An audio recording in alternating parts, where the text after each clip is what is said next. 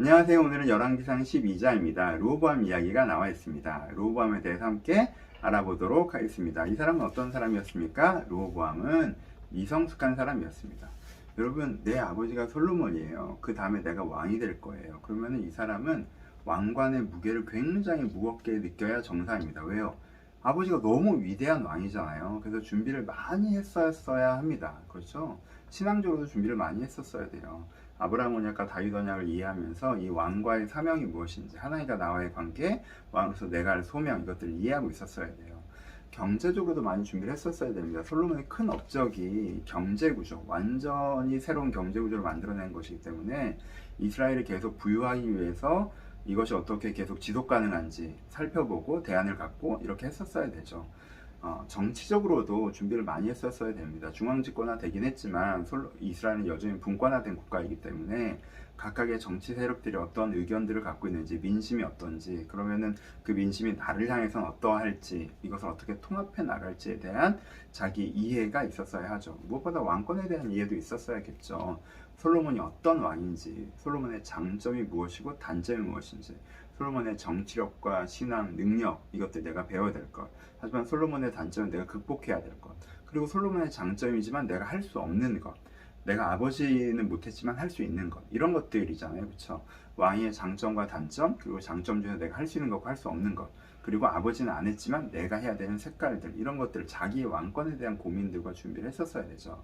또 왕이 딱 되었을 때는 청사진을 제시했었어야 돼요. 난 어떤 왕이고 어떤 나라를 만들어갈 것이다 라고 하는, 요즘식으로 하면 뭐 국가비전, 국정철학, 이런 것들이 이제 제시됐어야 되는 거죠. 그렇죠? 이게 왕으로서의 준비입니다. 일찍 왕자, 그러니까 그 후계자를 정하는 이유는 이런 훈련을 하기 위해서, 이런 준비를 하기 위해서 후계자를 되는 것이고, 르호보암은 굉장히 긴 기간 동안 그런 훈련을 받고 왕이 되는 것으로 보여집니다. 그렇죠? 그러니까 준비가 많이 됐었어야 됐죠. 그가 사실 준비를 좀 한 사람이라면, 그냥 상상력을 좀 더 해봅시다. 준비를 한 사람이 왕이 되자마자 뭐 했어야 돼요? 아버지가 했던 우상숭배 철폐하고, 그쵸? 그리고 그 방만한 재정 이제 절제하고, 왕가에서 너무 많은 돈 썼잖아요. 그래서 왕가의 재정 구조를 긴축하고, 그리고 백성들한테 처음에는 돈이 많아서 세금을 많이 거둔 건데, 그 다음에 백성들의 수익이 줄어들어도 세금을 계속 유지했던 것 같고, 그리고 계속 국가 사업을 하는 바람에 사람들이 노동 압제에 시달리고 있는 상황까지 갔던 거잖아요. 그러니까 그 부분에서 백성들을 좀 자유롭게 해주고, 그렇죠? 그래서 백성들의 민심을 수습하고, 이게 기본이었던 것 같아요.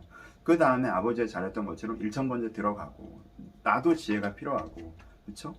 그러니까 하나님과의 관계를 재조명하고, 그러면서 솔로몬 초기 모습처럼 정말 창기 둘의 싸움, 그 창기의 아들을 찾아주기 위해서 고민하는 왕, 그렇게 백성들과 서민들과에게 가까이 있는, 그래서 하나님께서 원하시는 그런 왕, 백성들을 돌보고 섬기는 왕, 이런 방향으로 갔었어야 되죠. 준비를 했다면 우리가 알고 있는 역사적인 정보를 르호보암은 다 알고 있었기 때문에, 준비를 했다면 이 정도 대안을 세우는 게 그렇게 어려운 일이 아니었어요, 사실. 그랬었어야 돼요. 근데 르호보암은 어떻습니까? 아무 생각이 없어 보이죠. 준비가 전혀 안 되는, 미성숙한 사람, 준비가 전혀 안 된 상태로 왕이 되었다는 것을 보여주고 있습니다. 자기의 국정 철학이나 국가 비전을 제시하기는커녕 현안에 대한 질문에도 대답을 제대로 못하죠.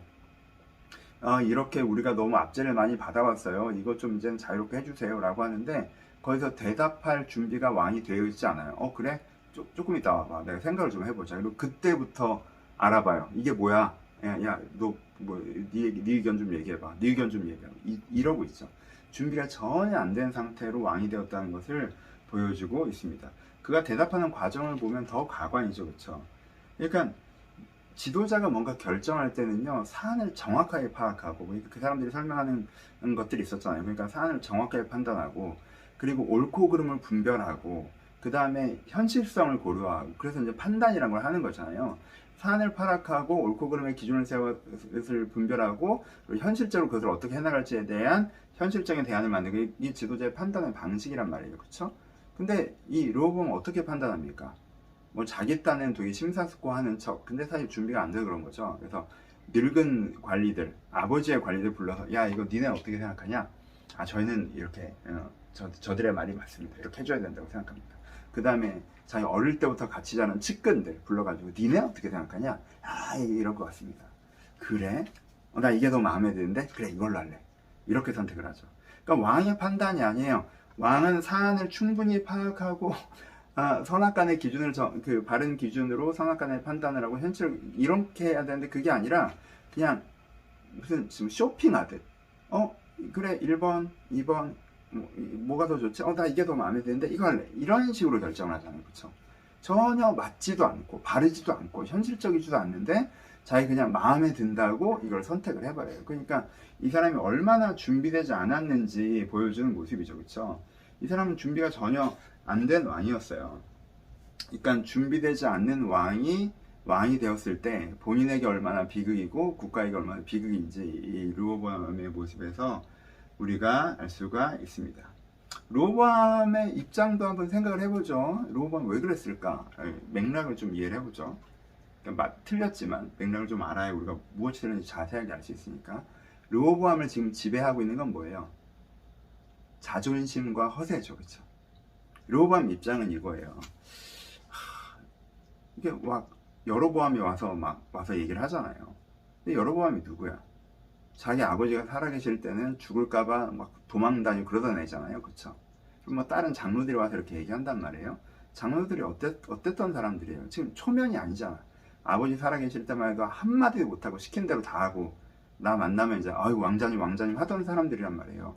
근데 이것들이 아버지 죽자마자 그냥 와가지고 나한테 지금 이래라 저래라 하는 거잖아요. 아버지 살아계실 때는 진짜 어떤 면에서 눈도 똑바로 못 쳐다보다 약간 그러니까 뭐 자존심이 상하잖아요.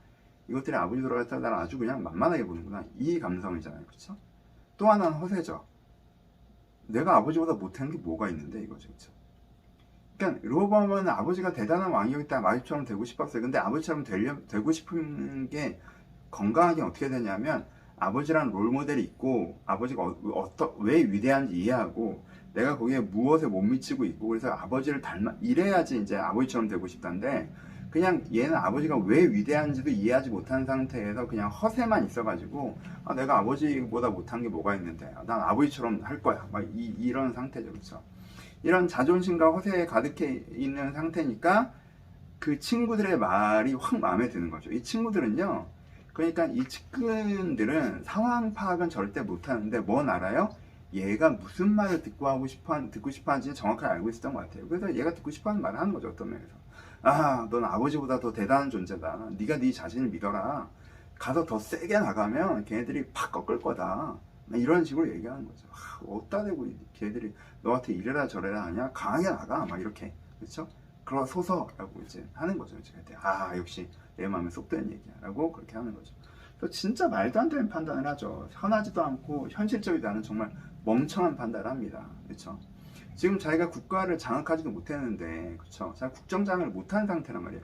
자기 권력은 아주 미미한 상태란 말이에요. 왕의 자리에만 앉아 있는 거지 아무것도 장악되지 않았어요. 근데 하면 될 줄 아는 거예요. 얼마나 멍청해요. 그래서 그냥 관리자 파견했다 걔가 살해당하고 자기는 술에 타서 도망가고 막. 그러니까 자기가 막 이렇게 허세 떨면 다 될 줄 알았다. 그러니까는 뭐가 어떻게 돌아가는지 전혀 모르는 애구나 얘는. 솔로몬이 나라를 어떻게 운영했고 그걸 전혀 모르는구나. 권력의 메커니즘이 뭔지도 전혀 모르고 그냥 내가 왕이니까 내가 말하면 다 듣겠지? 뭐 이런 식의 순진무구한 정말 준비가 안 된 모습을 보여주고 있습니다. 르호보암은 악한 왕은 아니었어요. 악하진 않아요. 이 르호보암은 내가 정갈로 이 백성을 괴롭히고 싶어 이런 마음도 없고 나라를 두 쪽 내고 싶어 이런 마음도 없고 그냥 악한 사람은 아니었어요. 근데 미숙한 사람이었죠. 근데 미숙한 사람이 성숙한 사람이 앉아야 될 자리에 앉으니까 악한 짓을 하게 되는 거죠. 그렇죠? 본인에게도 비극이고 국가에게도 비극인 일이 벌어지고 있습니다. 적용해 봅시다. 첫 번째, 여러분 다른 사람을 보면 보이시죠? 이게 저 사람 부모가 될 만큼 성숙하지 않았는데 부모가 됐구나. 그러니까 본인에게도 비극이고 애들에게도 비극이야. 저 사람 오너가 될 만큼 성숙한 사람이 아닌데 오너가 됐구나. 그러니까 본인에게도 비극이고 회사에도 그 직원들에게도 비극인 거죠. 저 사람 어른이 될 만큼 성숙하지 않았는데 어른이 됐구나. 본인에게도 비극이고 사회에도 비극이죠. 왜?